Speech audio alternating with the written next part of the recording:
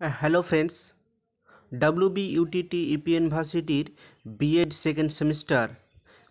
Second semester micro teaching through simulation অর্থাৎ course 1, 2, 3 course 3 থেকে যে প্র্যাকটিকাম করতে হয় 5টা স্কিলের ওপর বোর্ড থেকে যে আমরা ইউনিভার্সিটি থেকে যে 5টা স্কিল দেওয়া হয়েছে সেই বিষয়ের উপর আজকে আমরা শিক্ষা বিজ্ঞান অর্থাৎ এডুকেশন থেকে এই 5টা স্কিল তোমাদেরকে দেখাবো প্র্যাকটিকাম কোর্স 3।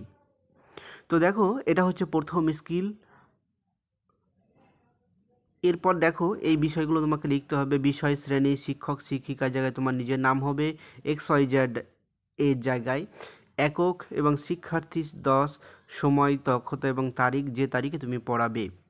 তোমরা জানো যে প্রত্যেকটা স্কিলের আবার 5টা করে কম্পোনেন্ট আছে, যেটা ইউনিভার্সিটি থেকে মেনশন করা আছে।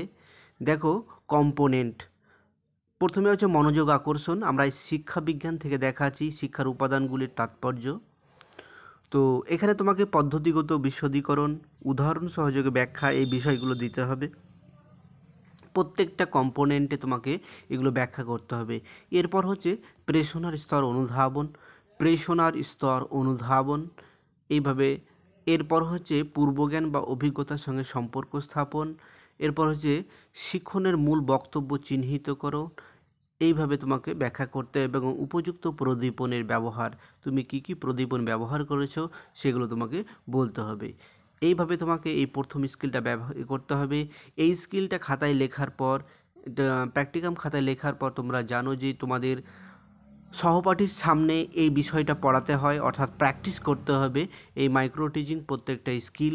এবং এই প্র্যাকটিস করার সময় তোমাদের সহপাঠীর কাছ থেকে অন্ততপক্ষে দুজনের কাছ থেকে তোমাকে মতামত নিতে হবে যে তুমি কেমন পড়িয়েছো, সেটার মতামত নিতে হবে।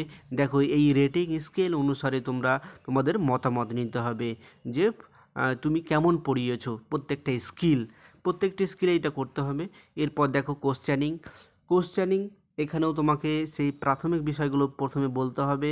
এরপর এখানে 5টা কম্পোনেন্ট আছে যেটা ইউনিভার্সিটি থেকে দেওয়া আছে, এবং এই প্রত্যেকটা কম্পোনেন্ট ধরে ধরে তোমাকে পদ্ধতিগত বিশদীকরণ, উদাহরণ সহযোগে ব্যাখ্যা, এইগুলো লিখতে হবে। এরপর দেখো, শিখনের উদ্দেশ্যের সঙ্গে সম্পর্ক স্থাপন, পুনরুল্লোকপাত ও পুনর্নির্দেশ। এরপর হচ্ছে শিক্ষার্থীদের উত্তরের সূত্রে পরবর্তী প্রশ্ন এবং উত্তরদানের সহায়ক তথ্য। এইভাবে তোমাকে লিখতে হবে। এবং এটা লেখার পর তোমরা জানো যে আমরা আলোচনা করেছি যে প্র্যাকটিস করতে হবে।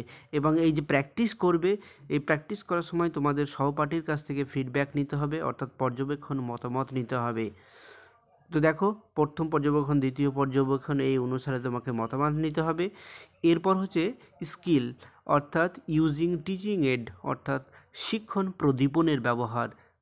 প্রদীপনের ব্যবহার। এই স্কিলটা দেখো কিভাবে লিখবে। এখানেও তোমার 5টা কম্পোনেন্ট আছে। 5টা কম্পোনেন্ট কী কী? বিষয়ের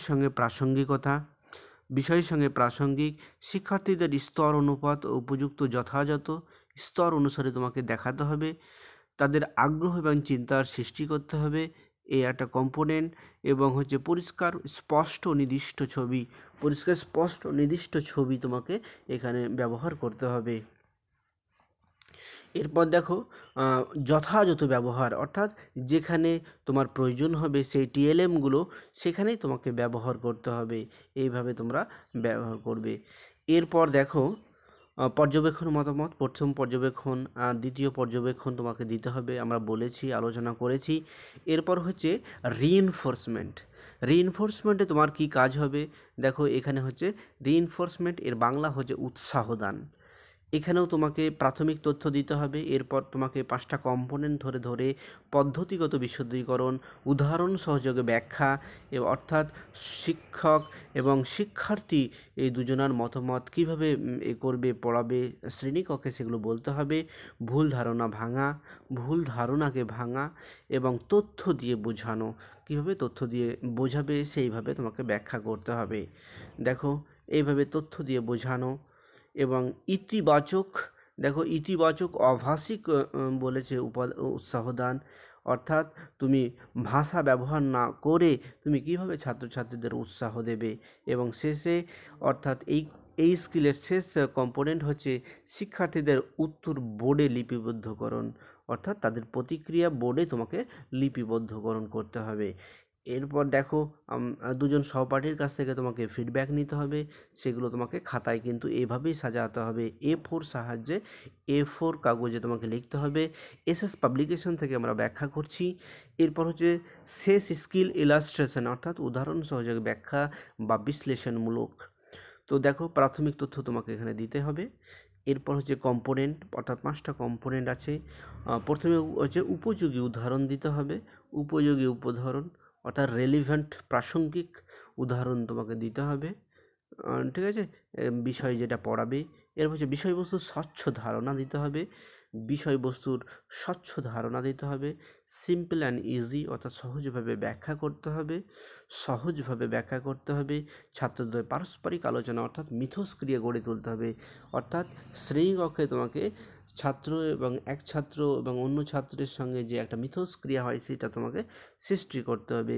এবং কোরিলেটেড উইথ দ্য টপিক অর্থাৎ বিষয়ের সঙ্গে সম্বন্ধ স্থাপন করে, বিষয়ের সঙ্গে সম্বন্ধ স্থাপন করেই তোমাকে কিন্তু এটা করতে হবে। এরপর দুজন সহপাঠীর কাছ থেকে পর্যবেক্ষণ মতামত নিতে হবে। দেখো এভাবে তোমাকে পুরো বিষয়টা করতে হবে। এখানে তোমরা এডুকেশনের অন্ততপক্ষে 6 থেকে 7টা সেট পেয়ে যাবে। তো চ্যানেলটিকে তোমরা একটু প্রোফাইলে গিয়ে দেখে নেবে। তো সবাইকে ধন্যবাদ জানিয়ে এখানেই আমি শেষ করছি।